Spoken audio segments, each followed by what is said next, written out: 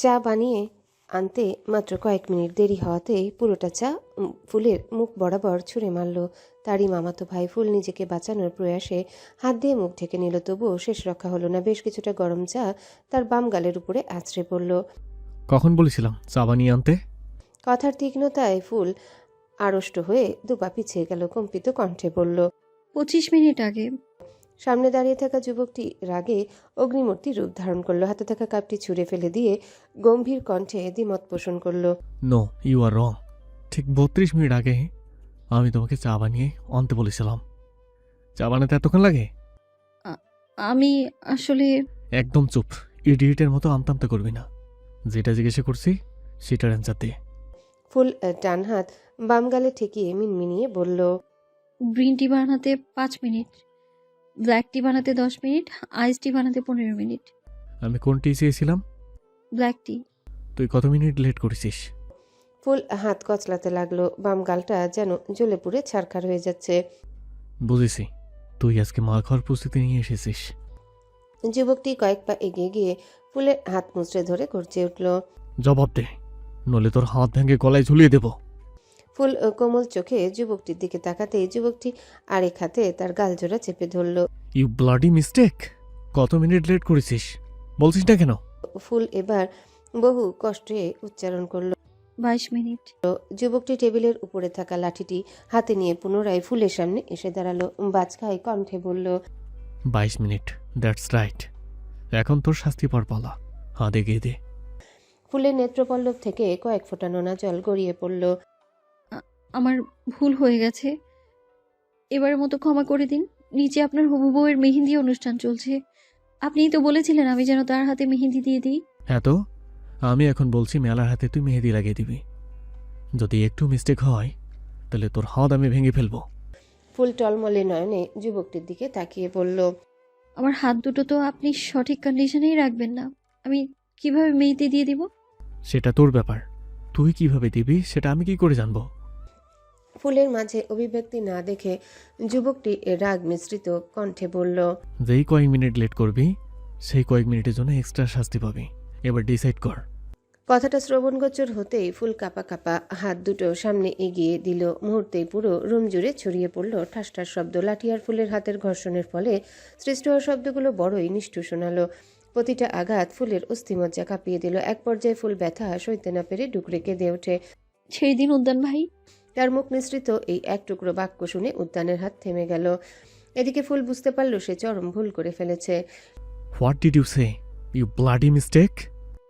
কিছু না মাস্টার, কিছু না, এবারের মতো ক্ষমা করে দিন। কিন্তু ক্ষমা তো তার কপালে নেই। লাঠির আঘাতে হাতের তালু ফেটে রক্ত ঝরতে লাগলো। চোখে অন্ধকার দেখলেও দাঁতে দাঁত চেপে সহ্য করে গেল। এছাড়া সে আর করবেই বাকি।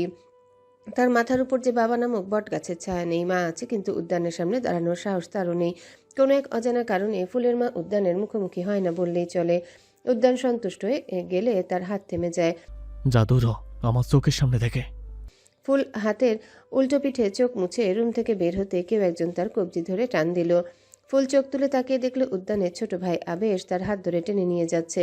ফুল এবার শব্দ করে কেঁদে উঠল। আবেশ ফুলকে নিজের রুমে নিয়ে এলো, তাকে বিছানায় বসিয়ে হাত জোড়া সামনে আনলো। হাত দুটোর অবস্থা দেখে একটা ছোট্ট শ্বাস ফেলে উঠে গেল। ফার্স্ট এড বক্স থেকে মেডিসিন এনে ফুলের হাতে আর গালে সযত্নে লাগিয়ে দিতে লাগলো। ফুল এক দৃষ্টিতে আবেশের দিকে তাকিয়ে আছে। এক ভাই আরেক ভাই থেকে কতটা আলাদা ভাবতেই অবাক লাগে। একজন রক্তাক্ত করেছে, আরেকজন মলম লাগিয়ে দিচ্ছে। কেন যে রেবেলটা তোর সাথে এমন করে? তোমরা কেন বাঁচাতে আসো না আমায়? আবেশ ফুলের চোখে চোখ রাখলো। মম বারণ করেছে রেবেলের ধারে কাছে যেতে, সেই জন্যই কিছু বলতে পারছি না। কিন্তু আমার মনে হয় না এসব কিছু আমি বেশি দিন টলারেট করতে পারবো। রেবেলটা 15 বছর পর কেন যে দেশে ফিরেছে কে জানে। আর তোর সাথে যে তার কোনো জন্মের শত্রুতা সেটাই বুঝতে পারছি না। আমার সাথে তো মনের ভুলেও কথা বলে না, তবে তোর সাথে রেবেলগিরি না করলে যেন ওনার পেটের ভাত হজম হয় না।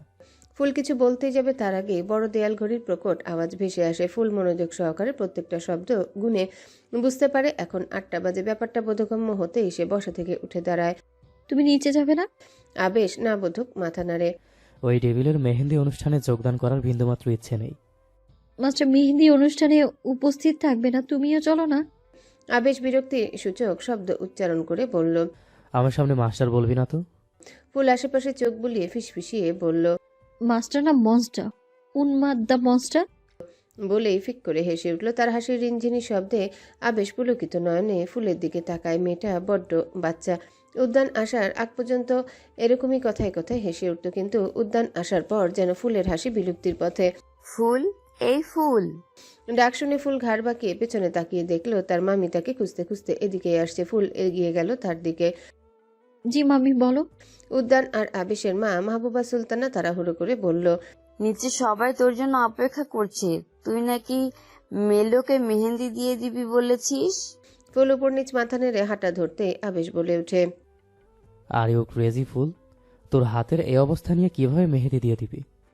মাহবুবা সুলতানা অবাক চোখে ছেলের দিকে তাকায়। হাতের কোন অবস্থার কথা বলছিস আবেশ? ফুল হাতজোড়া ওড়নার নিচে লুকিয়ে নিল। আবেশ এসে জোরপূর্বক হাতজোড়া মেলে ধরল। ফুলের হাতের অবস্থা দেখে মাহবুবা সুলতানা ভারী রেগে গেলেন। এ কি, ওর হাতের এই অবস্থা কিভাবে হলো? কিভাবে হবে আবার? তোমার অতি আদরের বড় ছেলে তেহজিব উদ্যান খানজাদা, সে ছাড়া আর কে এত বড় স্পর্ধা দেখাবে? উদ্যানের নাম শুনে মাহবুবা সুলতানা চোখে মুখে জ্বলে ওঠা রাগ ধপ করে নিভে যায়। কি হলো মম, আজও কিছু বলবে না? তোমার ওই ছেলের প্রবলেমটা কি? কেন ফুলের সাথে এত রুড বিহেভ করছো? মাথায় গ্যাস্ট্রিক আছে নাকি? মাহবুবা সুলতানা কথাটা এড়িয়ে গিয়ে ফুলের উদ্দেশ্যে বলল। তুই এই অবস্থায় কিভাবে মেহেন্দি দিয়ে দিবি? ফুল শুষ্ক ঢোক গিলল। মাস্টার বলেছে আমি মেহেন্দি না দিয়ে দিলে উনি আবারও মারবেন। আবেশ বলে উঠল, বললেই হলো নাকি? আমি থাকতে আর কেউ তাকে মারতে পারবে না। দরকার হলে আমি তোকে নিয়ে এই বাড়ি ছেড়ে চলে যাব। মাহবুবা সুলতানা চমকে তাকালো আবেশের দিকে। তোকে আগেও বলেছি উদ্যানের ব্যাপারে কিছু বলবি না। এর পরেও যদি আমার কথা অমান্য করেছিস তাহলে আমাকে মম বলে ডাকার অধিকার হারিয়ে ফেলবি। এই কথাটা বলেই মাহবুবা সুলতানা হাঁটা ধরল। ফুলও মাথা নিচু করে তার পিছু পিছু চলে গেল। ব্যান্ডেজ পেঁচানো হাত নিয়ে উদ্যানের হবু বউ মেলোকে মেহেন্দি দিয়ে দিচ্ছে ফুল। বাম হাতের তুলনায় ডান হাতে কয়েকটা কম আঘাত করেছিল উদ্যান। হয়তো মেহেন্দি দিতে হবে সেটা ভেবে একটু করুণা করেছিল। আচ্ছা, এটাকে কি করুণা বলা চলে? উদ্যানের মাঝে কি আদৌ করুণা নামক অনুভূতি আছে? ফুল ঠোঁট চেপে সব যন্ত্রণা সহ্য করে মেহেন্দি দিয়ে দিচ্ছে। হাতটা অনবরত কাঁপছে। তোমার হাতে কি হয়েছে? মেলোর প্রশ্নে ফুল মুখ তুলে তার দিকে তাকায়। মেলো নামের মেয়েটা অতিরিক্ত সুন্দর। অবশ্য কিছু সংখ্যক লোকের মতানুসারে যে যত বেশি ফর্সা সে তত বেশি সুন্দর। এটাই তো সৌন্দর্য পরিমাপের মাপকাঠি, তাই না? সেই অনুযায়ী মেলোকে এক শব্দে সুন্দরী বলাই যায়, যদিও ফুলের কাছে মেলোকে শ্বেতরোগী বলে মনে হয়। যেখানে ফুলকে তার বান্ধবীর অতিরিক্ত ফর্সার কারণে শ্বেতরোগী বলে খেপায়, সেখানে মেলো তো তার চেয়ে কয়েক গুণ বেশি ফর্সা। সেই জন্য অবশ্য ফুল মেলোকে মূলো আর রসুন বলে ডাকে, যদিও সেটা সবার অগোচরে। What happen? কি ভাবছো? ফুল এবার গাল ফুলিয়ে বলল। আপনার তে আমাকে পানিশমেন্ট করেছে। মেলোর মুখটা পাংশুটে হয়ে গেল। উদ্যান যে কেন কথায় কথায় মেয়েটার গায়ে হাত তোলে সেটাই সে বুঝে উঠতে পারছে না। দেশে ফেরার পর থেকে উদ্যানের বিহেভিয়ার অত্যন্ত স্ট্রেঞ্জ লাগছে। এই উদ্যান তার পরিচিত নয়। তুমি তাকে বলনি যে আমার জন্যই তোমার চা নিয়ে যেতে লেট হয়েছে? বলার সুযোগটাই দেয়নি। মেলো প্রসঙ্গ পাল্টে ফেলল। এই পোশাকে আমি অকওয়ার্ড ফিল করছি। আর কতক্ষণ এভাবে জোকা সেজে বসে থাকতে হবে? ফুল একবার মেলোর পরনে ডিপ গ্রিন রঙের লেহেঙ্গার দিকে তাকালো। লেহেঙ্গার ডিজাইনটা সে আর তার মামি পছন্দ করেছিল। এটা তো এক্সক্লুসিভ এডিশনের লেহেঙ্গা, আপনার জন্য বিশেষভাবে তৈরি করা হয়েছে। কাপড়টা তো অনেক সফট। ফুল থামে, তারপর বিরক্তি মিশিয়ে শুধায়, আপনার মনে হচ্ছে আপনাকে জোকারের মতো লাগছে? ফুলের কথা বলার ধরন দেখে মেলো বুঝলো সে ভুলভাল কিছু বলে ফেলেছে। আমি সেভাবে বলতে চাইনি।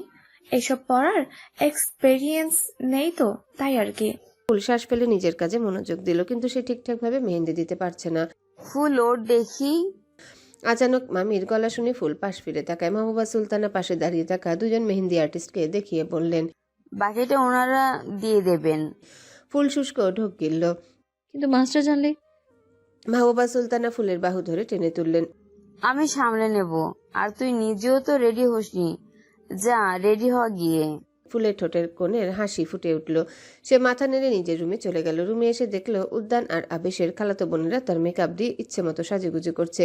ড্রেসিং টেবিলে যত্ন করে সাজিয়ে রাখা নামি দামি ব্র্যান্ডের মেকআপ আইটেমগুলো এলোমেলো অবস্থায় পড়ে আছে। এমন দৃশ্য দেখে ফুলের ভীষণ রাগ উঠল। রেগে মেগে কিছু বলতে যাবে তার আগেই আবেশের মেজো খালার মেয়ে সুনেরা বলল, ফুল, কিছু মনে করো না। আসলে আমি ভুল করে মেকআপ আর অর্নামেন্টসের ব্যাগটা গাড়িতে ফেলে এসেছি। ফুল এবার জিজ্ঞাসু দৃষ্টিতে আবেশের ছোট খালার দুই মেয়ের দিকে তাকালো। মেয়ে দুটোর মধ্যে একজন ফুলের সমবয়সী হবে, আরেকজনের বয়স 13 হবে হয়তো।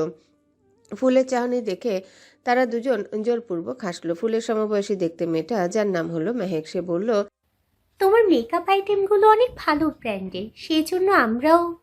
এরই মাঝে আবেশের রুক্ষ কণ্ঠ ভেসে এলো। ভালো ব্র্যান্ডের হলেই কি অনুমতি ছাড়া অন্য কারো জিনিস ব্যবহার করতে হবে? হাতে থাকা মেডিসিনের ব্যাগটা টেবিলের উপর রেখে আবেশ ড্রেসিং টেবিলের সামনে গিয়ে দাঁড়ালো। সুনেরা, মেহেক আর মাহির উদ্দেশ্যে বলল, নিজেদের ভালো চাইলে যত দ্রুত সম্ভব এগুলো পূর্বের জায়গাতে গুছিয়ে রেখে এই রুম থেকে বের হ। আবেশের ধমক খেয়ে তিনজনই সবকিছু গোছাতে শুরু করলো। থাক আবেশ ভাই, আমার সমস্যা নেই, সাজতে দাও তাদেরকে। ফুলের কথা শুনে তারা তিনজন বেশ খুশি হলো। আবেশ একটা শ্বাস ফেলে ফুলের সামনে এসে দাঁড়ায়। মাঝে মাঝে প্রতিবাদও করতে হয় ফুল, সবকিছু সহ্য করতে নেই। আমি যার কাছ থেকে সব শিখেছি সে যে আমাকে প্রতিবাদ করতে শেখায়নি আবেশ ভাই। ফুপি আসেনি এখনো?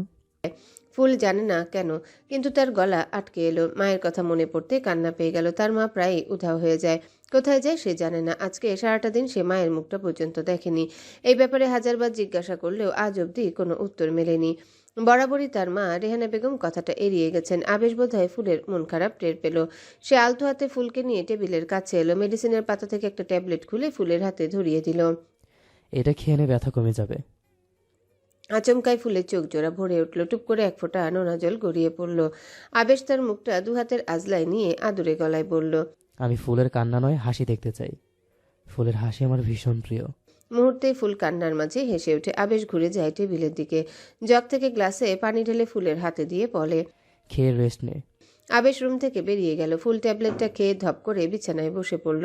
তার ভালো লাগছে না, তাই ভাবলো সে আর রেডি হবে না। নিচে যাওয়ার থেকে রেস্ট নেওয়া উত্তম।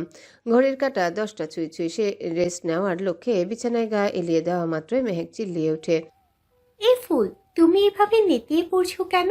রেডি হবে না? ফুল কোলবালিশের মুখ গুজে বলল, না, আমার দায়িত্বটা মামি সামলে নিয়েছেন, আমার আর যাওয়ার প্রয়োজন নেই, তোমরা গিয়ে এনজয় করো। মেহেকের মুখটা ছোট হয়ে গেল। অভিমানী সুরে বলল, এটা কেমন কথা?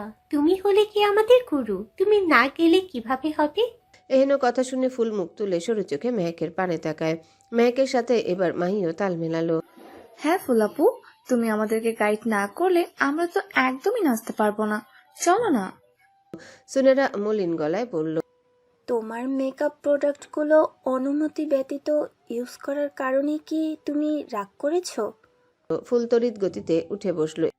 আরে না সুনেরা আপু, আমি কিছু মনে করিনি, আসলে আমি হাতে ব্যথা পেয়েছি, তাছাড়া আমার শরীরটাও ভালো নেই। এবার তিনজনই ফুলকে জোর করতে লাগলো। প্লিজ ফুল, চলো, দরকার হলে আমরা তোমাকে রেডি হতে সাহায্য করব।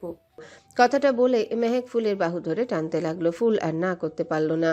বদ্ধ রুমের শীতল তাপমাত্রার মাঝেও শার্টলেস বসে আছে উদ্যান। পুরো নাম তেহজিব উদ্যান খানজাদা। মেক্সিকোতে 15 বছরের অধিক সময় কাটানোর ফলস্বরূপ তাকে কিছুটা মেক্সিকানদের মতো লাগে, যদিও জন্মগতভাবে তার চোখ জোড়া বাদামি রঙের, পুরোপুরি বাদামি নয়, বাদামি কালো সংমিশ্রণ। যদিও বা কপালের উপর ছড়িয়ে থাকা চুলগুলোর জন্য তার সেই চোখ জোড়া সহসা পরিলক্ষিত হয় না। হানি স্কিনটোন, 6 ফুট 2 ইঞ্চির উচ্চতা, সুঠাম দেহের অধিকারী। চোখে মুখে গাম্ভীর্য ঠিকরে পড়ছে। মাঝে মাঝে কাজের ফাঁকে ফাঁকে তার চোয়াল শক্ত হয়ে আসছে, আবারও কখনো কখনো জিহ্বার অগ্রভাগ গালের ভেতরে দেয়ালে স্পর্শ করছে। নিঃশব্দ রুম জুড়ে শুধু কিবোর্ড প্রেসের আওয়াজ। হয়তো খুব গুরুত্বপূর্ণ কাজে ডুবে আছে। সেরই মাঝে একদম হঠাৎ করে তীব্র গানের শব্দ ভেসে এলো। মনোযোগে বিঘ্ন ঘটতেই উদ্যানের হাতের আঙ্গুল থেমে গেল। কিছুক্ষণ স্থির থেকে দৃষ্টি নিক্ষেপ করলো কাঠের তৈরি শক্তপোক্ত বন্ধ দরজার দিকে। মুহূর্তে তার শক্ত চোয়াল পুনরায় দৃশ্যমান হলো। সে বেশ খানিকক্ষণ সেভাবে থম মেরে বসে রইল। কিন্তু সময়ের ব্যবধানে সাউন্ড বক্সের আওয়াজ আরো বেড়ে গেছে। উদ্যান এবার বসা থেকে উঠে দাঁড়ালো। একটা ধূসর রঙের শার্ট গায়ে জড়িয়ে ধুপধাপ পা ফেলে রুম থেকে বেরিয়ে গেল। দোতলা সিঁড়ির কাছে আসতেই সে থেমে যায়।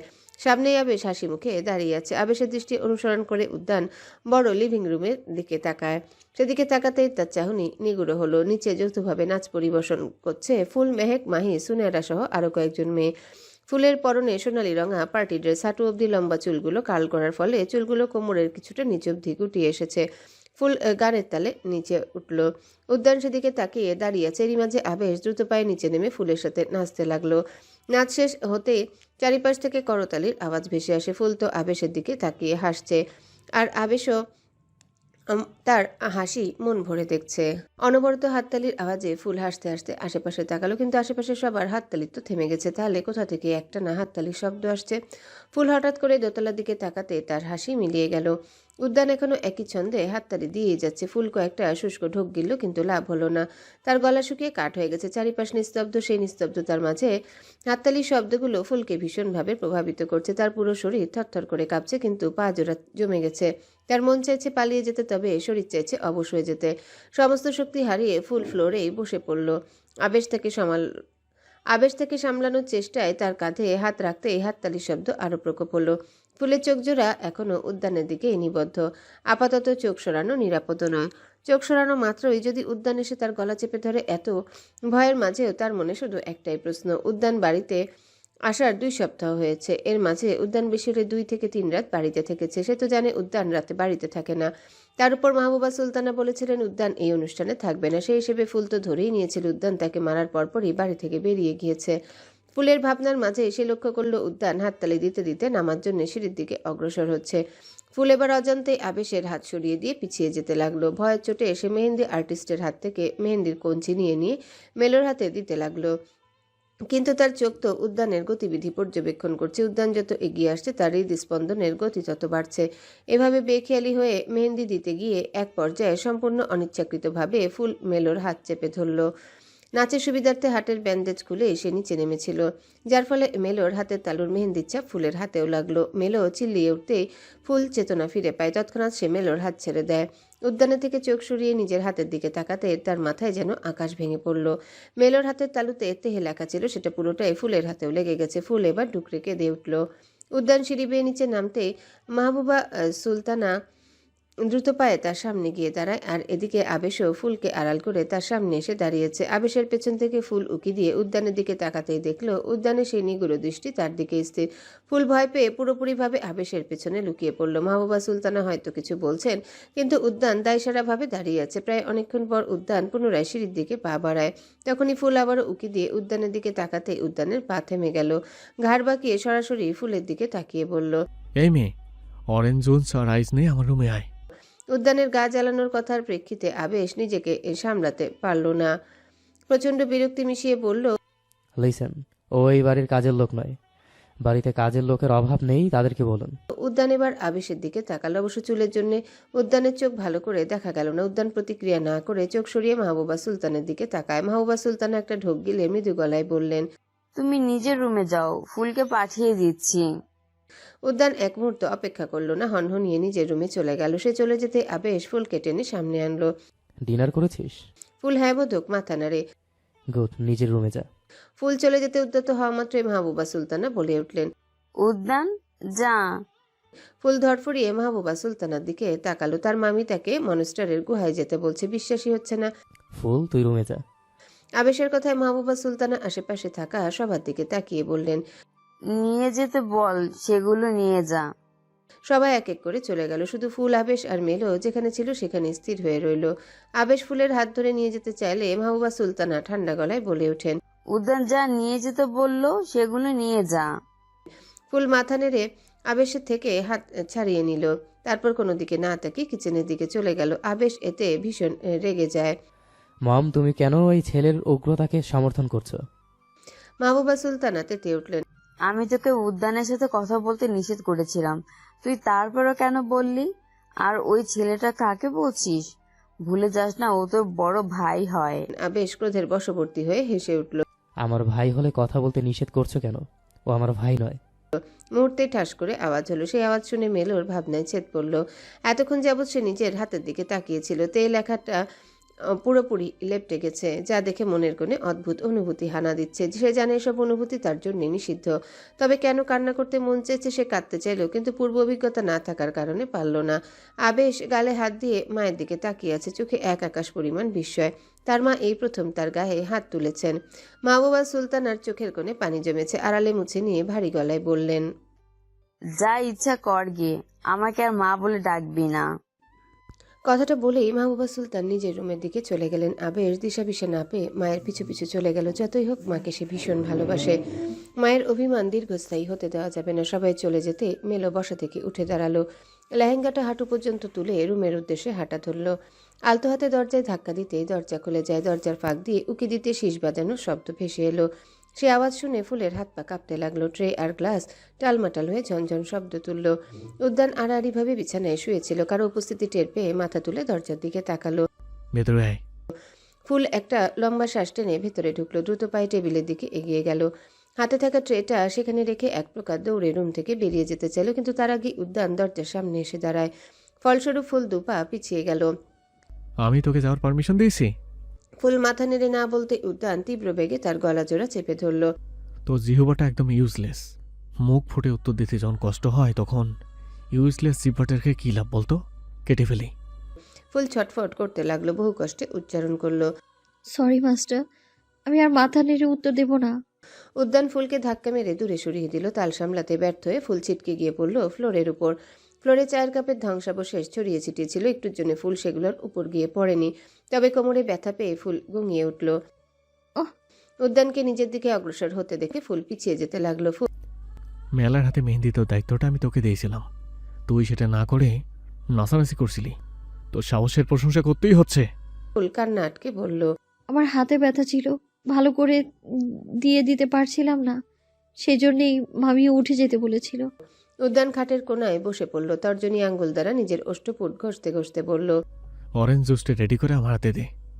ফুল এক হাতে কোমর চেপে ধরে উঠে দাঁড়ায়। টেবিলের দিকে পা বাড়াতে উদ্যান বলে ওঠে। টেবিলের উপর একটা বোতল রাখা আছে, অর্ধেক জুস ফেলে দিয়ে গ্লাসে আইস আর বোতলের লিকুইড মিশিয়ে ভালো করে মিক্সড কর। উদ্যানের কথা মতো ফুল টেবিলের সামনে এসে বোতলটার দিকে তাকালো। তখন তাড়াহুড়োয় সে এটা খেয়ালি করেনি। ফুল বোতলটা রাখার দেখে বুঝতে পারলো এটা কোনো নেশা জাতীয় তরল। বোতলের গায়ে অপরিচিত ফন্টে লেখা টিকে হ্যাসিয়েন্ডা অ্যানিজো। কিরে, এত সময় লাগে কেন? উদ্যানের রুক্ষ সূক্ষ্ম ধমকে ফুল বরাবরের ন্যায় কেঁপে উঠল। কাপা কাপা হাতে বোতলটা খোলার চেষ্টা করতে বুঝতে পারলো এটা খোলা তার দ্বারা সম্ভব নয়। সে বোতলটা উদ্যানের সামনে ধরতেই উদ্যান অদ্ভুতভাবে তার দিকে তাকায়। সামান্য বোতল খোলার শক্তি নেই? 18 বছর ধরে তোকে খাওয়াইয়ে পরে লাভের লাভ তো কিচ্ছু হল না দেখি। উদ্যান ফুলের হাত থেকে বোতলটা নিতে ফুল বিড়বিড় করে বলে উঠল। আপনি দেখতে পান বলে তো মনে হয় না, চোখ জোড়া আদৌ আছে তো? উদ্যান বোতল খুলতে গিয়েও থেমে গেল। গম্ভীর কণ্ঠে বলল। তোর স্কেলেপেদের মস্তিষ্ক আছে বলে তো মনে হয় না, মাথা ফাটিয়ে দেখবো ভাবছি। ফুল তবদা খেয়ে গেল। এত আস্তে বলা কথাটাও মনস্টারটা শুনে ফেললো, আর শুনেও এমন শান্তভাবে ওয়ার্নিং দিল। উদ্যান একটা মোচড় দিয়ে বোতলটা খুলে ফেললো, তারপর ফুলের হাতে দিয়ে বলল। শান্ত আছি, থাকতে দিস, নয়তো সত্যি সত্যি তোর মাথা ফাটিয়ে ফেলবো। ফুল তৎক্ষণাৎ বোতলটা নিয়ে ফিরে গেল। তারপর উদ্যানের কথা মতো অর্ধেকটা জুস ফেলে দিয়ে সেই তরল আর আইস কিউব দিয়ে ভালোভাবে নাড়তে লাগলো। উদ্যান হাত বাড়িয়ে ইশারা করতে গ্লাসটা তার হাতে ধরিয়ে দিল ফুল। এবার আমি যাই। উদ্যান গ্লাসে চুমুক দিয়ে ধীরে সুস্থে বলল। খুব তাড়া দেখছি, ইম্পর্টেন্ট কাজ আছে নাকি? ফুল মিথ্যা মিথ্যা হাই তুলে বলল। মাস্টার তেমন কিছুই না, আসলে এখন মাঝরাত তো, তাই ঘুম আসছে। উদ্যান ফের নিশ্চুপ হয়ে গেল। কিছুক্ষণ পর অদ্ভুত গলায় প্রশ্ন ছুড়ল। দেশবাসী তো গানটা শুনেছিস? কথাটা শুনে ফুলের মুখ হা হয়ে গেল। চোয়ালটাও খসে পড়ার উপক্রম। সে তড়িৎ গতিতে মাথা ঝাঁকিয়ে বলতে লাগলো। তহবা তহবা, আমি ওসব গান শুনি না মাস্টার। উদ্যান কাঠখোট্টা গলায় বলল। তোর রিয়াকশন দেখেই বুঝলাম যে গানটা শুনিসনি।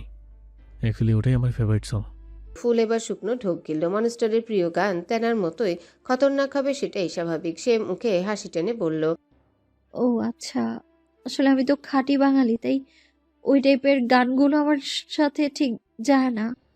আপনি তো দীর্ঘ সময় মেক্সিকোতে ছিলেন, তাই হয়তো রুচিতে পরিবর্তন এসেছে।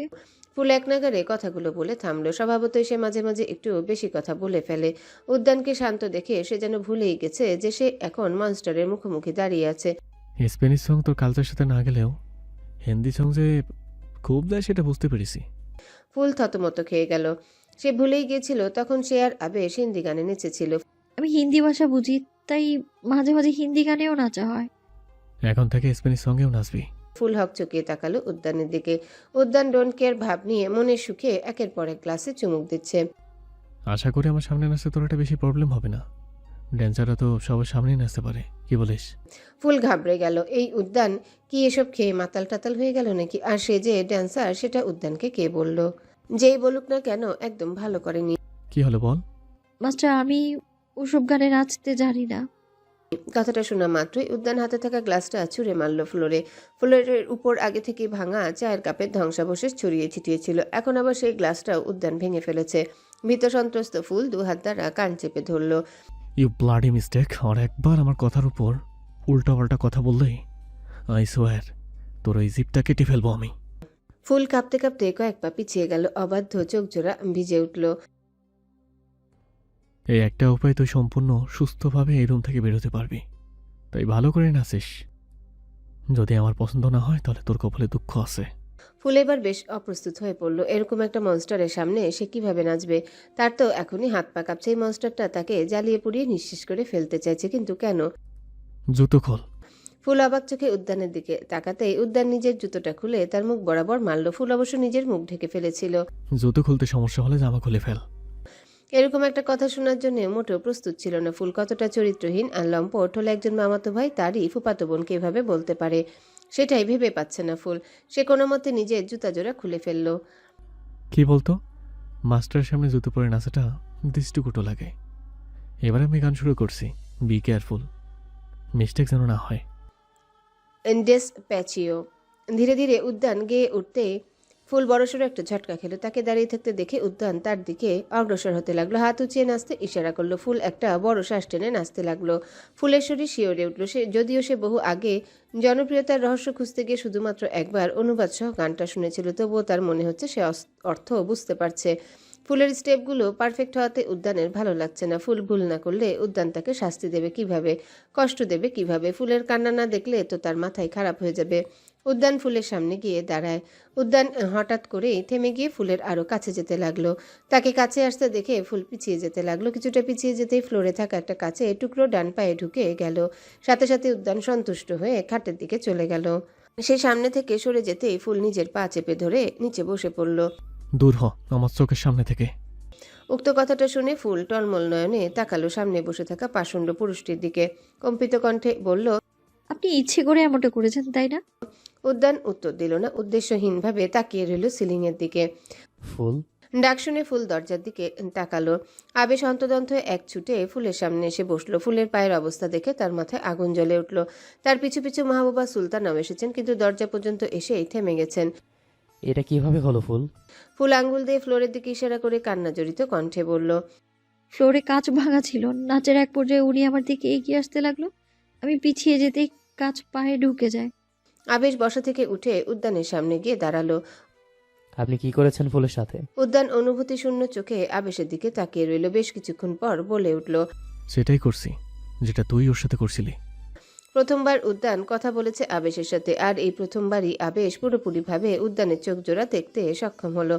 লোকটার চোখ মারাত্মক, চোখ দিয়ে যেন সবকিছু ভস্ম করে দেওয়ার ক্ষমতা রাখে। আবেশ এসব আজগুবি চিন্তা বাদ দিয়ে বলল, মানে আমি কি করেছিলাম ওর সাথে? ড্যান্স করছিলে, আমিও সেটাই করার চেষ্টা করছি, কিন্তু তোর বোন আমার সাথে স্টেপ মেলাতে ব্যর্থ হয়েছে। বোন শব্দটা শুনে আবেশের চোখ বড় বড় হয়ে গেল। লোকটা যে তাচ্ছিল্য করে বোন বলছে সেটা সে ভালোই বুঝতে পেরেছে। উদ্যান আবেশের পা হতে মাথা অবধি সূক্ষ্মভাবে পর্যবেক্ষণ করে বলল, কারো রুমে ঢোকার আগে পারমিশন নিতে হয়, জানো না? আবেশ ভ্যাবাচাকা খেয়ে গেল। সে জানে উদ্যান হয়তো ইচ্ছে করে ফুলকে আঘাত করেছে, কিন্তু তার কাছে প্রমাণ নেই। তাছাড়া অনেক বুঝিয়ে শুনিয়ে মায়ের রাগ ভেঙেছে। এখন উদ্যানের সাথে তর্ক করতে গেলে মা আবারও রেগে যাবে। আবেশ পুনরায় ফুলের সামনে গিয়ে বসলো। আলতো হাতে ফুলের ডান পা থেকে কাছে টুকরোটা একটানে বের করে ফেললো। তৎক্ষণাৎ ফুল আবেশের গলা জড়িয়ে ধরে গগন বিদারী চিৎকার দিয়ে উঠল। আবেশ তো ফুলকে সামলাতে ব্যস্ত, কিন্তু উদ্যানের দৃষ্টি তার দিকে স্থির ছিল। আর কেউ না দেখলেও মাহবুবা সুলতানা বিষয়টা লক্ষ্য করলেন। আবেশ ফুলকে কোলে তুলে রুম থেকে বেরিয়ে গেল। পুরোটা দৃশ্য উদ্যান মনোযোগ সহকারে দেখল। তারা চলে যেতে মাহবুবা সুলতানার উদ্দেশ্যে উদ্যান বলে উঠল, আপনার ছেলে ভুল করে ফেললো, আপনার অন্তত ওকে সামনে রাখা উচিত ছিল। মাহবুবা সুলতানা সাহস সঞ্চয় করে উদ্যানের সামনে এসে দাঁড়ালেন। আবেশের মা হয়ে আমি তোমার কাছে ভিক্ষা চাইছি বাবা, তুমি ফুলকে ভিক্ষা দাও। যেই জিনিস আমার নয় সেই জিনিস আমি ভিক্ষা দেবো কিভাবে? মাহবুবা সুলতানা অবাক চোখে তাকালেন, ক্ষীণস্বরে আওড়ালেন, তার মানে তুমি আবেশের থেকে ফুলকে কেড়ে নেবে না? হুম। মাহবুবা সুলতানার মুখ জলজল করে উঠল, কিন্তু উদ্যানের পরবর্তী কথাটা শুনে সেই উজ্জ্বলতা মুহূর্তে ম্লান হয়ে গেল। কেউ যদি জেনে শুনে নিজের গলায় ছুরি চালাতে চায়, আমি কেন বাধা দেব? তাছাড়া আপনার ছেলে কি হয় আমার? আমি কেন তার ভালো চাইব? মানে? মানেটা আপনার আর অজানা নয়, সবটা জানেন আপনি। আমি কি চাই সেই সম্পর্কে ধারণা আছে আপনার। সব কিছু জানার পরে চেঁচে পড়ে ছেলের জন্য মারাত্মক ভিক্ষে চাইছেন, ভাবতেই ফানি লাগলো। মাহবুবা সুলতানা শাড়ির আঁচল দিয়ে কপালের ঘাম মুছে অসহায় কণ্ঠে বললেন। তুমি ফুলকে মেরে ফেলতে চাও? ফ্লোরের উপর পড়ে থাকা রক্তের ফোঁটাগুলোর দিকে তাকিয়ে উদ্যান অত্যন্ত শান্ত কণ্ঠে বলল। আমি ওকে বারবার মারতে চাই, প্রতি মুহূর্তে মারতে চাই। ওকে একবার মেরে আমি তৃপ্তি পাবো না। মাহবুবা সুলতানার আত্মা কেঁপে উঠল। উদ্যান চোখ সরিয়ে আবারও তার দিকে তাকালো। ওর সাথে যুক্ত থাকা প্রত্যেকে সেই মরণ যন্ত্রণা ভোগ করবে।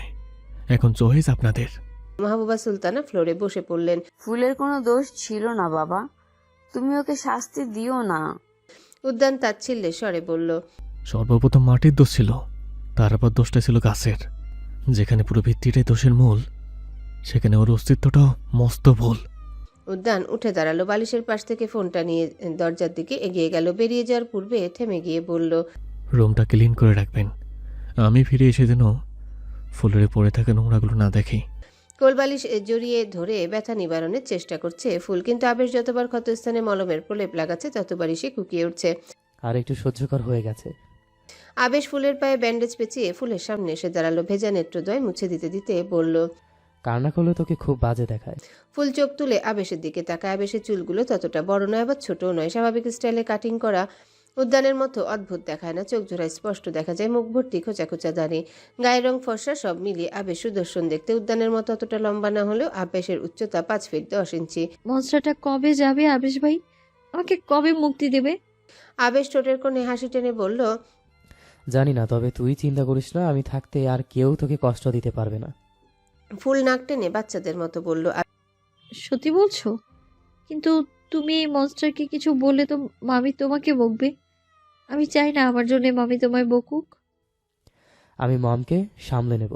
তাছাড়া ডেভিলটা তো বিয়ে করেই নিচ্ছে, তোর পেছনে লাগার টাইম পাবে না। আবেশ দেয়ালে ঝোলানো ঘড়িটায় চোখ বুলিয়ে নিল। এখন বাজে রাত 1টা। ডেভিলটা বিয়ে করে নেওয়া মাত্রই আমি মায়ের কাছে একটা আবদার করব। ফুলের চোখ বিস্ময়ে ফুটে উঠল। কি আবদার করবে তুমি মামির কাছে? আগে বল আমাকে তোর কেমন লাগে? ফুল নাজুক হেসে বলল। এটা কেমন প্রশ্ন আবেশ ভাই? আবেশ একটু বিরক্ত মিশ্রিত কণ্ঠে বলল। আমি জানি আমাকে তোর খারাপ লাগে না, কিন্তু আজকে আমার একটা জিনিস খারাপ লেগেছে। কি জিনিস? ডেভিলটা যখন তাচ্ছিল্য করে তোকে আমার বোন হিসেবে আখ্যায়িত করেছিল, তখন আমার একটু খারাপ লেগেছে। খারাপ লাগার কি আছে? অবশ্যই আছে, তুই আমার ফুফাতো বোন। সেই হিসেবে আমি তোর সাথে নেচেছি বলে ওই ডেভিলটাও তোর সাথে নাচার সাহস পেয়েছে। আফটার অল ডেভিলটা আমার আপন ভাই, তাই তোর উপর আমাদের অধিকারটাও সমান। কিন্তু আমি এটা সহ্য করতে পারবো না। আমি তোর উপর সর্বোচ্চ অধিকার চাই, যাতে আমি খুব সহজেই তোকে ডেভিলের হাত থেকে বাঁচাতে পারি। আবেশের দিকে ফ্যাল ফ্যাল চোখে তাকিয়ে রইল ফুল। আবেশ বলা কথাগুলো তার মাথার উপর দিয়ে গেছে। একটু সহজ ভাষায় বলবে? সহজ ভাষায় আপাতত বলছি না, আগে মমকে বলবো, তারপর তোকে। ফুল নিজের গালে থাকা আবেশের হাতের উপর হাত রেখে বলল। কিন্তু মনস্টার তো এ বাড়িতেই থাকবে, তাই না? তুমি যাই করো না কেন, মনস্টারের সাথে এক বাড়িতে আমি শান্তিতে থাকতে পারবো বলে মনে হয় না। আমি তো ঠিক করে নিয়েছি মনস্টারের বাড়িতে থাকলে আমি মাকে নিয়ে অন্য কোথাও চলে যাব। নিজের বাড়ি বলে তোমার উন্মাদ ভাইয়ের অনেক দেমাগ। আমিও দেখবো এই বাড়ি থেকে চলে যাওয়ার পর আমাকে সে কিভাবে টর্চার করে। আবেশের ঠোঁটে লেগে থাকা হাসি আরো প্রসন্ন হলো। ফুলের মাথায় হাত বুলিয়ে বলল। ভুলে যাস না ফুল, আমিও এই বাড়ির ছেলে, সেই হিসেবে আমারও অধিকার আছে। অবশ্যই আছে আবেশ ভাই, তোমার অধিকার আছে বলেই তো হয়তো মনস্টারটা তোমার সাথে বাজে বিহেভ করে না। আমার সেই অধিকার থেকেই তুই আর ফুপি এই বাড়িতে থাকবি ফুল। তবুও যদি কোনো কারণে থাকতে না পারি, তাহলে আমি নিজেই তোকে আর ফুপিকে নিয়ে অন্যত্র চলে যাব। না আবেশ ভাই, তা হয় না। তুমি কেন আমাদের জন্য নিজের ঘর বাড়ি ছাড়বে? আবেশ ফুলের সামনে থেকে সরে ফুলের পাশে এসে বসলো। এদিকে এসে সরে যেতেই ফুলের নজর গেল দরজার দিকে। এতক্ষণ আবেশের জন্য সে দরজার ওপাশে দাঁড়িয়ে থাকা উদ্যানকে দেখতে পায়নি। উদ্যানকে দেখে ফুলের গলা শুকিয়ে এলো। উদ্যান অদ্ভুত ভঙ্গিমায় দাঁড়িয়ে আছে। আমি তোর জন্য সবকিছু ছাড়তে পারবো ফুল, আমি সব সময় তোকে আগলে রাখবো। কথাটা বলেই আবেশ ফুলের দিকে তাকায়। ফুলকে ভয়ার্ত চোখে দরজার দিকে তাকিয়ে থাকতে দেখে সে নিজেও দরজার দিকে তাকালো। উদ্যানকে দাঁড়িয়ে থাকতে দেখে আবেশ নিজেও কিছুটা ঘাবড়ে গেল, কিন্তু উদ্যান কোনোরূপ প্রতিক্রিয়া করলো না। ধূপধাপ পা ফেলে নিজ গন্তব্যে চলে গেল। সে চলে যেতে ফুল একটা স্বস্তির নিঃশ্বাস ফেলল। ডেভিলটা কিছু শুনেছে বলে মনে হয় না। আবেশের কথার সাথে ফুল একমত হতে পারল না। তার মনে পড়ে গেল তখন উদ্যান তার বিড়বিড় করা বলা কথাটাও শুনতে পেয়েছিল। সকাল 7টা। আকাশের পূর্ব দিকে সূর্য নিজের রক্তিম আভা ছড়িয়ে দিয়েছে। বন্ধ জানালার পর্দা ভেদ করে সেই আভা রুমে প্রবেশ করতে পারছে না। খাটের উপর ঘুমিয়ে আছে ফুল। নিস্তব্ধ রুম জুড়ে অন্ধকার রাজত্ব করছে। এমন সময় মাথায় কারো স্পর্শ পেয়ে ফুলের তন্দ্রায় বিঘ্ন ঘটে। পিটপিট করে চোখ মেলে সামনে কারো অবয়ব দেখে সে চিৎকার করতে যাবে, তার আগেই সামনে বসে থাকা ব্যক্তিটি টেবিল ল্যাম্প চালিয়ে দেয়। নরম গলায় বলে, পাস না, আমি এসেছি। মায়ের স্নিগ্ধ কণ্ঠ শুনে ফুলের ভয় কেটে যায়। বিছানা থেকে উঠে মায়ের গলা জড়িয়ে ধরে। মা, তুমি এসে গেছো? এসে গেছি। ফুল রেহানা বেগমকে ছেড়ে দিয়ে সোজা হয়ে বসলো। অভিমানী সুরে অভিযোগ করতে লাগলো, তুমি জানো তোমার অবর্তমানে তোমার মেয়ের সাথে মনস্টারটা কি করেছে? রেহানা বেগম চমকালেন না, বরং বরাবরের ন্যায় শান্ত গলায় বললেন, জানি, ভাবি সব বলেছেন আমায়। তুমি কি এবারে কিছু বলবে না মা? রেহানা বেগম নিশ্চুপ হয়ে গেলেন। কিছুক্ষণ পর গম্ভীর গলায় বললেন, আমি যতদূর জানি উদ্যান বেশি দিন থাকবে না। আমি চাই না অশান্তি সৃষ্টি করতে। ভুলে যাস না, তাদের কাছে আমরা ঋণী। তারা না থাকলে আমরা বহুদিন আগেই বিলীন হয়ে যেতাম। আমাদের মতো আগাছা আর পরগাছার মতো মানুষদের মুখে প্রতিবাদ শব্দটা মানায় না। মায়ের এমন তিক্ত বাণী শুনে ফুলের চোখের কোণে পানি জমল। রেহানা বেগম উঠে দাঁড়ালেন। দরজা অবধি এসে পুনরায় পিছু ফিরলেন। ফ্রেশ হয়ে নিচে যা। জানি পায়ে ব্যথা, তবুও রুমে বসে থাকিস না। রেহানা বেগম রুম থেকে বের হতে মাহবুবা সুলতানা বলে উঠলেন, মেয়েটাকে এভাবে না বললেও পারতে। রেহানা বেগম শ্বাস ফেলে বললেন, আমি ওর ভালোর জন্যই বলেছি। উল্টো তুমি আবেশকে এভাবে বলতে পারছো না, এটা তোমার ব্যর্থতা। যদি প্রথম থেকে সহ্য করা শেখাতে, তবে আজকের দিনটা দেখতে হতো না। তোমার ছেলে তো প্রতিবাদী হয়ে উঠেছে ভাবি, কিভাবে সামলাবে তাকে? উল্টো তোমার ছেলের প্রতিবাদের জেরে আমার মেয়েটার জীবনে আরও অন্ধকার নেমে আসবে। ঘড়ির টিকটিক আওয়াজ জানান দিচ্ছে এখন বেলা 10টা বাজে। কিছুক্ষণ পরেই উদ্যান আর মেলোর গায়ে হলুদ। উদ্যান আর মেলোর বললে ভুল হবে, কারণ উদ্যান তো বাড়িতেই নেই। সে অবশ্য পূর্বেই জানিয়ে দিয়েছিল এসব আজগুবি রীতিনীতি সে পালন করবে না, শুধু বিয়েটুকুই করবে। তবুও মেলোর হলুদের আয়োজন বেশ তোড়জোড়ের সহিত করা হচ্ছে। লিভিং রুমের সোফায় বসে আছেন সুনেরার মা আর মাহবুবা সুলতানা। আপা, উদ্যান খানজাদা এত বছর পর টুপ করে কোথা থেকে হাজির হলো? মাহবুবা সুলতানা হলুদের বাটি সাজিয়ে রাখছিলেন। মার্জিয়া বেগমের কথা শুনে তিনি বিরস মুখে বললেন, সেটা তো আমার থেকে ভালো তোর জানার কথা। ছেলেকে মেক্সিকোতে পাঠিয়েছিলাম তোর কাছে। তুই আমার ছেলের সাথে কি করেছিস তা তো তুই ভালো বলতে পারবি। মার্জিয়া বেগম থতমত খেয়ে গেলেন। হ্যাঁ, এটা সত্যি যে উদ্যানকে তার কাছে পাঠানো হয়েছিল, কিন্তু তারা তো 10 বছর আগে সর্বস্ব হারিয়ে দেশে ফিরে এসেছে। যদিও উদ্যানকে সে মাত্র 1 বছরই নিজের কাছে রেখেছিলেন, তারপর বাড়ি থেকে বের করে দিয়েছিলেন, এটা অবশ্য কেউ জানে না। আর উদ্যান ও মাহবুবা সুলতানাকে এই ব্যাপারে কিছু বলেছে বলে মনে হয় না। উদ্যানকে বাড়ি থেকে বের করে দেওয়ার পরেও মার্জিয়া বেগম প্রতি মাসে উদ্যানের খরচ চালানোর নাম করে দীর্ঘ 4টা বছর মাহবুবা সুলতানার থেকে মোটা অঙ্কের টাকা হাতিয়ে নিয়েছিলেন। মাহবুবা সুলতানা জিজ্ঞাসু দৃষ্টিতে তাকাতেই মার্জিয়া বেগম প্রসঙ্গ পাল্টে ফেলল। আচ্ছা আপা, সৎ ছেলে কেমন বড় গলায় নিজের ছেলে বলতে খারাপ লাগে না? শুরুতে না হয় দুলাভাইয়ের চাপে বাধ্য হয়ে বলতে, কিন্তু এখনো বলার কারণ কি?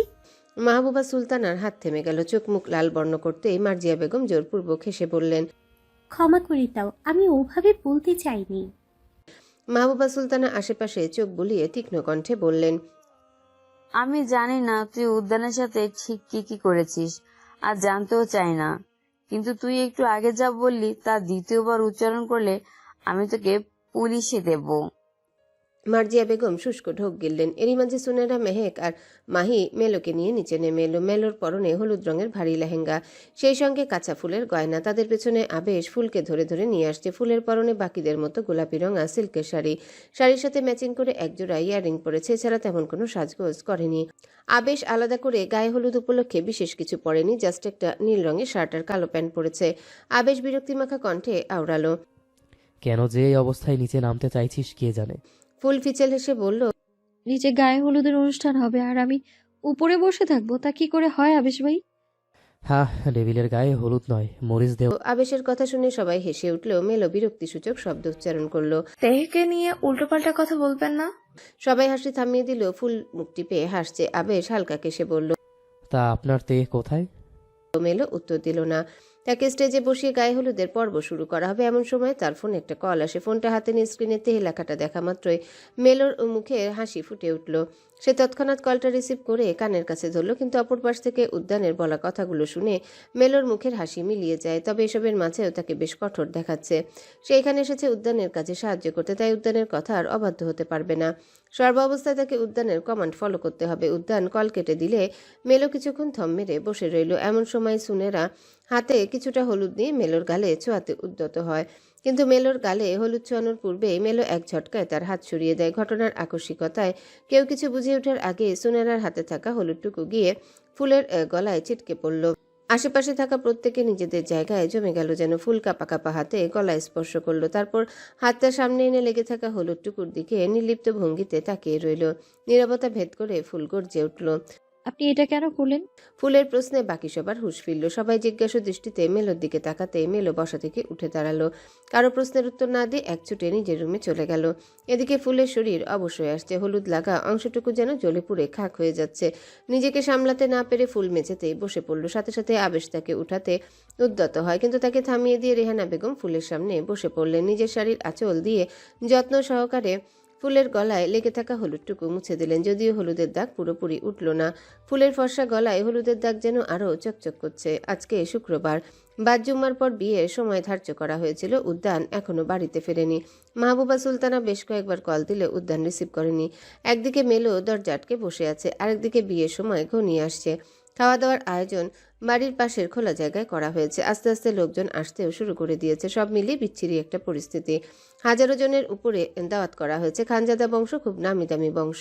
এই বংশের পূর্বপুরুষ জমিদার ছিলেন। সেই সময় বাড়িকে জমিদার বাড়ি হিসেবে সবাই চিনত। কালের বিবর্তনে সেই নাম হারিয়ে গিয়ে খানজাদা নিবাস নামে পরিচিতি পেয়েছে। ধর্মবর্ণ নির্বিশেষ এলাকার সবাইকে দাওয়াত দেওয়া হয়েছিল। মাহবুবা সুলতানা ভাবনায় পড়ে গেলেন, এখন কি হবে? উদ্যান কি তবে তাদের মানসম্মান ধূলিসাৎ করে দেওয়ার লক্ষ্যে দেশে ফিরেছে? মাহবুবা সুলতানা আবারও মেলোর দরজার সামনে এসে দাঁড়ালেন। নিজেকে ধাতস্থ করে দরজায় হাত রাখতে দরজা খুলে যায়। মাহবুবা সুলতানা তাড়াহুড়ো করে রুমে ঢুকলেন, কিন্তু মেলো রুমে নেই। সারা ঘর তন্ন তন্ন করে খুঁজেও মেলোকে পাওয়া গেল না। সবচেয়ে বড় ব্যাপার হলো মেলোর জন্য কিনে রাখা বিয়ের বেনারসি গয়না সব অবলীলায় বিছানার উপর পড়ে আছে। এমন সময় সুনেরা হন্তদন্ত হয়ে রুমে ঢুকলো।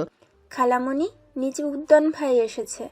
সুনেরার কথা শুনে মাহবুবা সুলতানা কাটকাট চোখে তাকালেন। সুনেরা জোরপূর্বক হেসে বলল, সরি খালামণি, ভুল করে ভাই বলে ফেলেছি। তোরা এত ভুল করছিস কেন বলতো? জানিস তো ছেলেটা ভাই সম্বোধন সহ্য করতে পারে না। যাক, আমার সামনে বলেছিস, ওর সামনে আমার বললে ফেলিস না যেন। সুনেরা হ্যাঁবোধক মাথা নেড়ে আশেপাশে তাকিয়ে মেলোকে খুঁজতে লাগলো। তার ভাবসাব দেখে মাহবুবা সুলতানা তাকে এক প্রকার টেনে টুনে রুম থেকে বের করে দিলেন। তারপর নিজেও রুম থেকে বেরিয়ে বাইরে থেকে দরজা লক করে দিল। মেলো রুমে নেই। সে কি, কোথায় গেল? দরজা ভিড়িয়ে রেখে ব্যালকনি দিয়ে পালিয়ে গেছে। কি? সুনেরা প্রচন্ড শক্ট হয়ে গেল। মাহবুবা সুলতানা কয়েক কদম সামনে গিয়ে পিছু ফিরে বললেন, মেলো চলে গেছে, এই খবরটা যেন দোকান না হয়। সুনেরা মাথা নেড়ে হ্যাঁ বলল। মাহবুবা সুলতানা লিভিং রুমে এসে দেখলেন উদ্যান সোফায় বসে বসে ফোন টিপছে।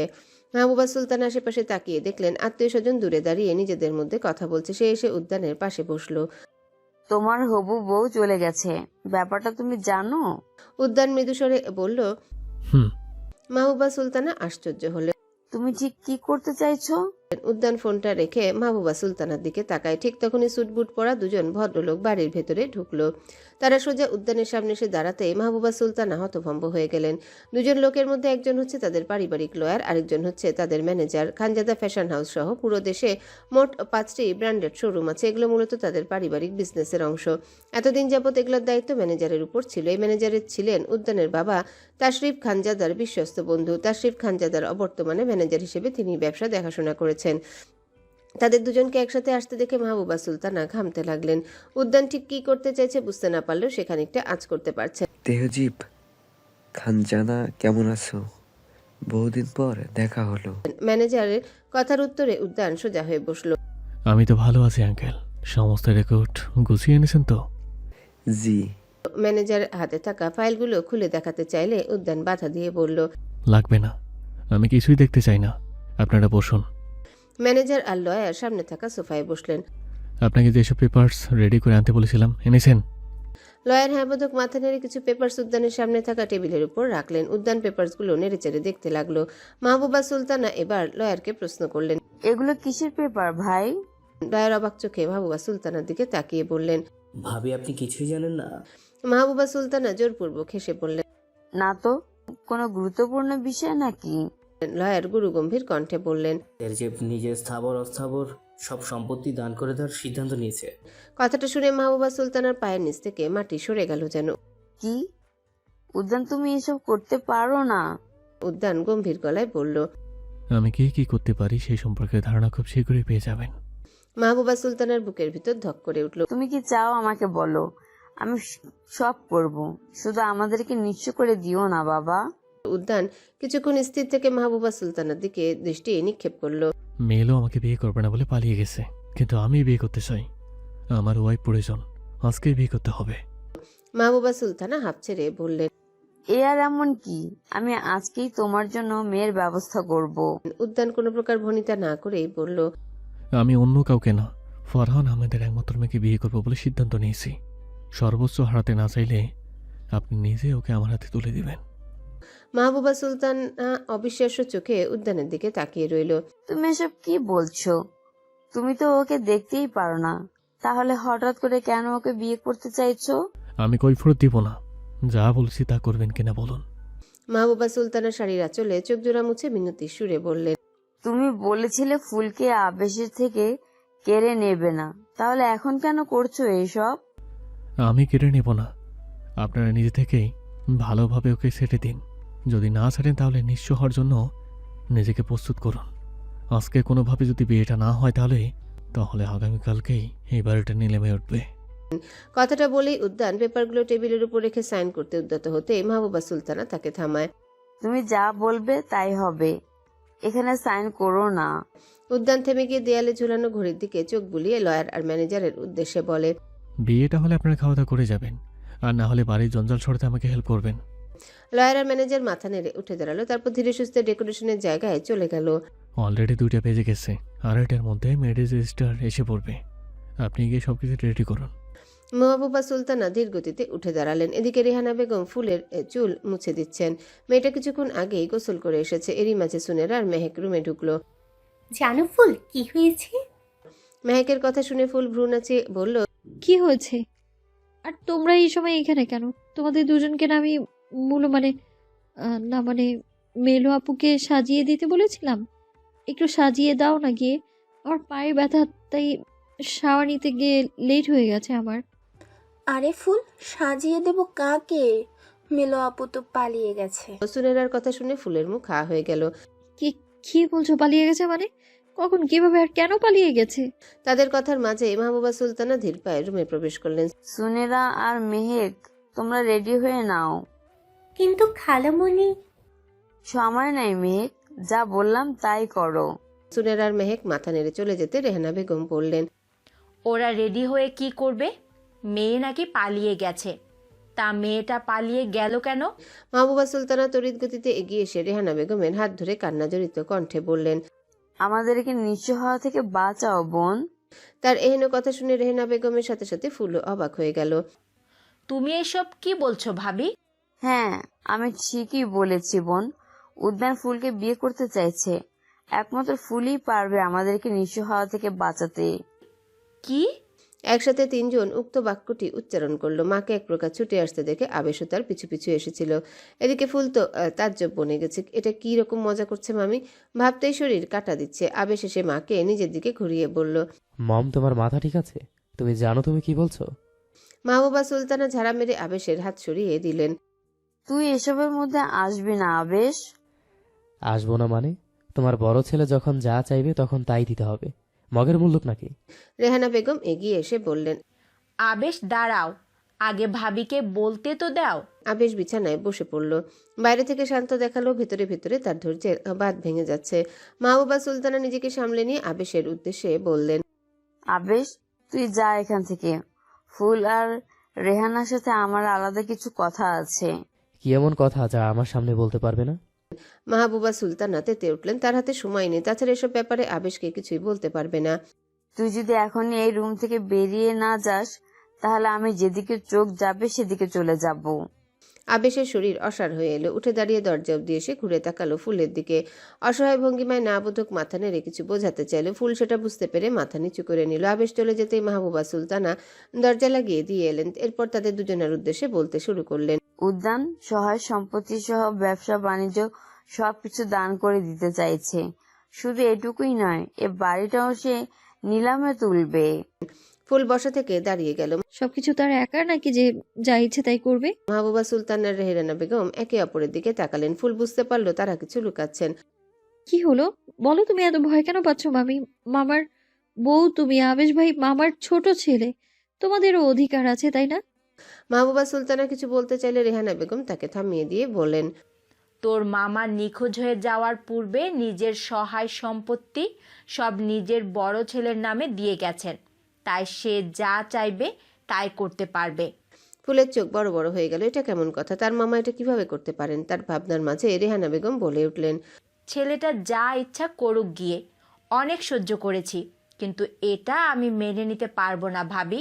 ক্ষমা করো আমাকে। নিজের মেয়েকে কোরবানি করার মতো হৃদয়হীন হতে পারবো না। মাহবুবা সুলতানা কি বলবেন ভেবে পেলেন না। আর যাই হোক, এই ক্ষেত্রে সে জোর করতে পারবেন না। এরই মাঝে রেহানা বেগমের ফোনে একটা মেসেজ এলো। সে ফোনটা হাতে নিয়ে মেলটা চেক করতেই চমকে উঠলেন। মেলে স্পষ্ট ভাষায় লেখা, আপনার সো কল মেয়েকে আমার হাতে তুলে না দিলে আমি আপনার প্রাণপ্রিয় মানুষটাকে উপরে পাঠিয়ে দিব। আশা করি আমি কার কথা বলছি সেটা আপনি বুঝতে পেরেছেন। মেলটা পড়ে রেহানা বেগম ধপ করে খাটের উপর বসে পড়লেন। ক্ষীণস্বরে বললেন, ফুল উদ্যানকে বিয়ে করবে ভাবি, আপনি সব ব্যবস্থা করুন।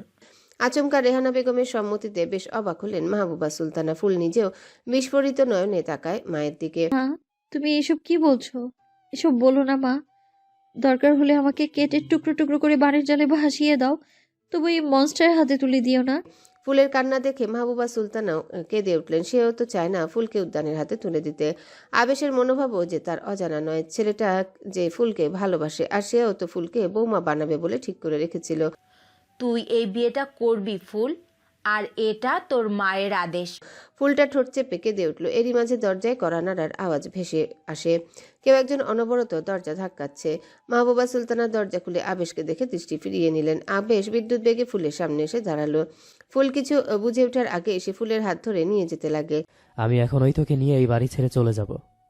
ফুলকে এক প্রকার টেনে হিচড়ে নিয়ে যেতে লাগলো আবেশ, কিন্তু পথিমধ্যে রেহানা বেগম আর মাহবুবা সুলতানা বাধা হয়ে দাঁড়ায়। ফুলের হাত ছেড়ে দাও আবেশ। না পপি, তুমি সরে যাও সামনে থেকে। ফুল আমার সাথে যাবে।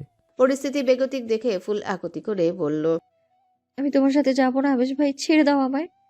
ফুলের মুখ থেকে উক্ত কথাটা শুনে আবেশ ফুলের হাত ছেড়ে দিয়ে তার গালে হাত রাখলো। তুই ভুল করছিস ফুল। এনারা শুধুমাত্র নিজেদের স্বার্থে তোকে বিসর্জন দিয়ে দিবে। তুই এনাদের ফাঁদে পা দিস না। আবেশের হাত খুব সন্তর্পণে সরিয়ে দিল ফুল। এনারা আমাকে বিসর্জন দিয়ে শান্তি পেলে আমি বিসর্জন হতেও প্রস্তুত। আবেশ আর কি বলবে? মায়ের বিরুদ্ধে গিয়েও সে ফুলের হাত ধরতে চেয়েছিল, কিন্তু ফুল যেখানে নিজে আত্মহুতি দিতে চায় সেখানে সে কি করে ফুলকে বাঁচাবে? সব কথার ঊর্ধ্বে সে নিজে কিভাবে বাঁচবে? সে যে ফুলকে ভালোবাসে। তুই মা আমার ফুপির কথাই ভাববি, আমার কথা ভাববি না? ফুল ছলছল নয়নে আবেশের দিকে তাকায়। সে আবেশের কথা ভাবেনি, কে বলেছে? সবচেয়ে বেশি আবেশের কথা ভেবে সে এরকম সিদ্ধান্ত নিয়েছে। আবেশ পুনরায় ফুলের গালে হাত রাখলো। এই ফুল, দেখ আমার দিকে। তুই আমার কথাটা একবার ভাব। আবেশ আর কিছু বলার আগে মাহবুবা সুলতানা ছেলেকে নিজের দিকে ঘুরিয়ে নিলেন। আমাদের হাতে সময় নেই আবেশ, তুই যা এখান থেকে। আবেশ কোনো কিছু না ভেবে মায়ের পা জড়িয়ে ধরল। মম, এমনটা করো না। আর কেউ না জানুক, তুমি তো জানো আমি মেনে নিতে পারবো না এসব। এত বড় অন্যায় করো না আমার সাথে। ফুল অবাক চোখে আবেশের কান্না দেখলো। আবেশ তার জন্য কাঁদছে, তাহলে কি আবেশ তাকে ভালোবাসে? ভাবনাটা যেন মন গহীনে উথাল পাতাল ঝড় তুলল। ফুল কিছু বলতেই যাবে তার আগে রেহানা বেগম তার হাত ধরে অন্যদিকে নিয়ে গেল।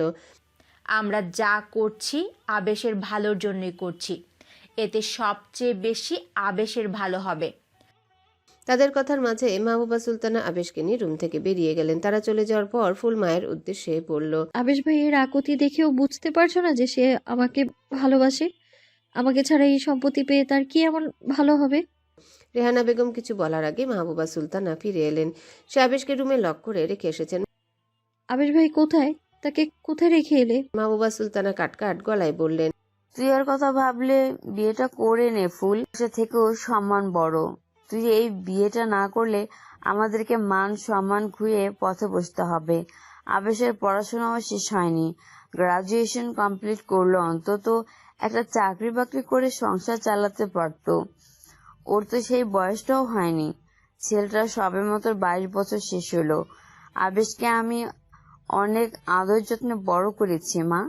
বাইরের দুনিয়া সম্পর্কে ওর কোনো ধারণাই নেই। এমন তো অবস্থায় সহায় সম্বল হারিয়ে কিভাবে বাঁচবো আমরা? ওর উপর উদ্যান তো আছেই। তুই এই বিয়েটা না করলে ও আমাদের জীবন দুর্বিষহ করে তুলবে। মাহবুবা সুলতানার কথাগুলো বিষের ন্যায় ফুলের সর্বাঙ্গে ছড়িয়ে পড়ল। আচ্ছা, তিনি তো শুধু নিজেদের কথাই ভাবলেন, কই ফুলের কথা তো একবারও ভাবলেন না। অবশ্য যেখানে স্বয়ং জন্মদাত্রী ফুলের কথা ভাবছে না, সেখানে মাহবুবা সুলতানার কতটুকুই বা ভাববেন। ফুল নিজের চোখ জোড়া মুছে শান্ত গলায় বলল, আমি ওই মনস্টারকে বিয়ে করে নেব, কিন্তু তার আগে আমি তার সাথে একবার কথা বলবো। ফুল রুম থেকে বের হয়ে দেয়ালে ভর দিয়ে হাঁটতে লাগলো। ডান পায়ের পাতায় ভীষণ ব্যথা, পা ফেলা মুশকিল। কিছুটা হাঁটার পর আবেশে চিৎকারের আওয়াজ ভেসে এলো। ফুল সেদিকে যেতে নিয়েও মাহবুবা সুলতানা ডাকে থেমে যায়। দরজা খুলিস না, কিছুক্ষণ চিল্লাচিল্লি করার পর ও নিজে থেকেই শান্ত হয়ে যাবে। ফুল ঠোঁট চেপে কান্না নিয়ন্ত্রণ করে উদ্যানের রুমের দরজায় নক করলো, কিন্তু কোনো সাড়া শব্দ পাওয়া গেল না। দরজায় হালকা ধাক্কা দিতেই দরজা খুলে যায়। খোলা অংশটুকু দিয়ে উকি দিতে ফুল দেখলো উদ্যান খাটের শেষ প্রান্তে বসে আছে, হাতে একটা গ্লাস, গ্লাসের মধ্যে এক ধরনের সবুজ রঙা তরল। আরো অদ্ভুত ব্যাপার হলো উদ্যানের দৃষ্টি তার দিকে স্থির। ফুল সাহস যুগে এতদূর পর্যন্ত চলে তো এসেছে, কিন্তু উদ্যানের এরূপ চাহনি দেখে তার সাহস যেন হাওয়ায় মিলিয়ে গেল। কিছু বলবি? ছুরির ন্যায় ধারালো উদ্যানের কথার পিঠে ফুল শুধু হ্যাঁ বোধক মাথা নাড়ল। তাড়াতাড়ি বল, আমার হাতে বেশি সময় নেই। তুই বিয়ে করতে রাজি না হলে সব কিছু নিলামে তুলব। এগুলো অনেক সময়ের ব্যাপার। ফুল ছুটে এসে উদ্যানের সামনে দাঁড়ালো। কেন করছেন এমন? আমার সাথে আপনার কিসের শত্রুতা? উদ্যান হাতে থাকা গ্লাসে চুমুক দিয়ে বলল। শত্রুতা তো অবশ্যই আছে, সেটা আস্তে আস্তে খোলসা হোক। ফুল ঠোঁট চেপে ভাঙা গলায় বলল, ধরে নিলাম আমার সাথে আপনার শত্রুতা আছে, তাই বলে আপনি নিজের ভাইয়ের সাথেও অবিচার করবেন? ভাই শব্দটা শুনে উদ্যান জ্বলন্ত চোখে ফুলের দিকে তাকায়। তার সেই চাহনি দেখে ফুল একটা শুষ্ক ঢোক গিলল। তুই কার কথা বলছিস? আমার তো কোনো ভাই নেই। শুধু ভাই কেন, এই পুরো দুনিয়ার আমার কেউ নেই। ফুল এবার না পেরে চেঁচিয়ে উঠল। উদ্ভট কথা বলবেন না, এসব খেতে খেতে মাথা তার ছিঁড়ে গেছে। ফুল নিজের কথা শেষ করার আগেই উদ্যান উঠে এসে তার গলা চেপে ধরল। You bloody mistake! আমার সাথে উচ্চস্বরে কথা বলার সাহস কোথায় পেলি? বিয়ের প্রস্তাব দিয়েছি বলে নিজের অকাত ভুলে যাস না। আমি তোকে বিয়ে করব শুধুমাত্র নিজের প্রয়োজনে, শুধুমাত্র তোকে কষ্ট দিতে। 18 বছর আমার টাকায় অনেক মজ মাস্তি করেছিস, সেসব হিসাব সুদে আসলে আদায় করে নেব না? গলা চেপে ধরার কারণে ফুলের শ্বাসকষ্ট শুরু হলো। উপায়ন্তর না পেয়ে উদ্যানের হাতে নিজের নখ দাবিয়ে দিল, কিন্তু তাতে উদ্যানের মাঝে ভাবান্তর হলো না। কিছুক্ষণ পর উদ্যান নিজে থেকেই তাকে ছেড়ে দেয়। ফুল টাল সামলাতে না পেরে মেঝেতে বসে পড়ে। উদ্যান উল্টো ঘুরে বেডের দিকে এগিয়ে যেতে ফুল ভাঙা গলায় বলে ওঠে, আবেশ ভাইকে তার পাওনা বুঝিয়ে দিলে তবেই আমি আপনাকে বিয়ে করব, নয়তো না। কথাটা শুনে উদ্যান তাচ্ছিল্যের স্বরে বলে, ওর পাওনা ওর বাপের কাছে গিয়ে বুঝে নিতে বল গিয়ে। আমাকে বলছিস কেন? মামাকে কোথায় পাবো? সে তো নিরুদ্দেশ হয়ে গেছে। তাছাড়া সব সম্পত্তি আপনার একার নামে লিখে দিয়ে সে নিজেই তো অবিচার করেছেন। উদ্যান প্রত্যুত্তরে কিছু না বলে বিছানায় বসে পড়ল। রাত থেকে অনবরত ড্রিঙ্কস করার কারণে তার মতো হাই টলারেন্স করতে পারা ব্যক্তিও নেশাগ্রস্ত হয়ে পড়েছে। উদ্যান বেশ কয়েকবার মাথা ঝাঁকিয়ে নিজেকে স্বাভাবিক করে বলল, আমি তোকে বেশি সময় দিতে পারবো না। ম্যারেজ রেজিস্ট্রির নিচে অপেক্ষা করছে। আপনি যদি বিয়ের পরেও আবেশ ভাইকে সবকিছু থেকে বঞ্চিত করেন তখন? উদ্যান কিছুক্ষণ চুপ করে থেকে বলল, আমি সবকিছুর 50% আবেশের নামে লিখে দিতে রাজি আছি। বিনিময়ে তুই আমার সাথে এই বাড়ি থেকে চলে যাবি। কথাটা শুনে ফুল চমকিত নয়নে উদ্যানের দিকে তাকায়। বল, রাজি আছিস? ফুল চোখ মুছে উঠে দাঁড়ায়, মাথা নেড়ে বলে, আগে আবেশ ভাইয়ের প্রাপ্য তাকে বুঝিয়ে দেবেন, তারপরেই আমি বিয়ের পেপারে সাইন করব। ওকে, ডিল কনফার্ম। মাহবুবা সুলতানা রেহানা বেগম দরজার সামনেই দাঁড়িয়েছিলেন। উদ্যানের কথায় তারা হতবাক হয়ে গেছেন। উদ্যান তাদের দিকে তাকিয়ে বলল, তাড়াতাড়ি ওকে নিয়ে গিয়ে রেডি করুন, আমি ওয়েট করছি ওর জন্য। উদ্যানের এরূপ মন্তব্যে বাকি তিনজনের শরীর ঘৃণায় বিষিয়ে উঠল। উদ্যান অবশ্য বুঝতে পারল সে ভুলভাল কিছু বলে ফেলেছে। সে আসলে বলতে চেয়েছিল ম্যারেজ রেজিস্টার বিয়ে পড়ানোর জন্য ওয়েট করছে। মাহবুবা সুলতানা কিছু বলার আগে ফুল নিজে এই রুম থেকে বেরিয়ে যায়। তার পিছু পিছু মাহবুবা সুলতানা রেহানা বেগমও চলে গেলেন। তারা চলে যেতে উদ্যান এলোমেলো পায়ে ওয়াশরুমে চলে যায়। এই মুহূর্তে শাওয়ার নেওয়াটা বাঞ্ছনীয়। বিকাল 3টা। ফুলের গায়ে বিয়ের বেনারসি জড়ানো, আর কোনো সাজসজ্জাই নেই। পাশে উদ্যান দায়সারাভাবে বসে আছে, গায়ে অ্যাশরঙা ডেনিম শার্ট প্যান্ট। লিভিং রুমে বসে তাদের বিয়ে পড়ানো হচ্ছে। বিয়ে পড়ানোর ঠিক এক মুহূর্তে উদ্যান দুটো শোরুম সহ বাড়ির অর্ধেকটা আবেশের নামে উইল করে দিয়েছে। তার এই কাজে মাহবুবা সুলতানা অবাক বনে যান। সে ভাবতেও পারেনি যে সত্যি সত্যি উদ্যান এরকম কিছু করবে। আবেশ আর উদ্যানের মাঝে রক্তের কোনো সম্পর্ক নেই। আবেশ হচ্ছে মাহবুবা সুলতানের আগের ঘরের ছেলে। সেই হিসেবে উদ্যানের বাপদাদার সম্পত্তির উপরে আবেশের কোনো অধিকার নেই। আবেশকে যে খানজাদা সারনেমটা দেওয়া হয়েছিল সেটাই তো অনেক ছিল। ফুল কবুল বলতে যাবে ঠিক আগ মুহূর্তে আবেশের চিৎকার ভেসে এসে ছেলেটা পাগলের মতো চিৎকার করছে। তার সেই চিৎকার শুনে মাহবুবা সুলতানার সাথে সাথে ফুলও কেঁদে ওঠে। ফুল, তুই এমনটা করিস না। আমি তোকে ভালোবাসি। তুই অন্য কাউকে কবুল বলতে পারিস না। আমি তোকে নিয়ে অনেক দূরে চলে যাব, তোকে অনেক ভালো রাখবো। দরজাটা খুলে দে লক্ষ্মীটি। হ্যালো বন্ধুরা, পরবর্তী পার্ট খুব তাড়াতাড়ি আসবে, তো সবাই অপেক্ষায় থাকো। আর চ্যানেলটি যারা এখনো সাবস্ক্রাইব করোনি তারা পরবর্তী পার্ট দেখার জন্য চ্যানেলটি সাবস্ক্রাইব করে রেখো। ধন্যবাদ সবাইকে, আমাদের সাথেই থেকো।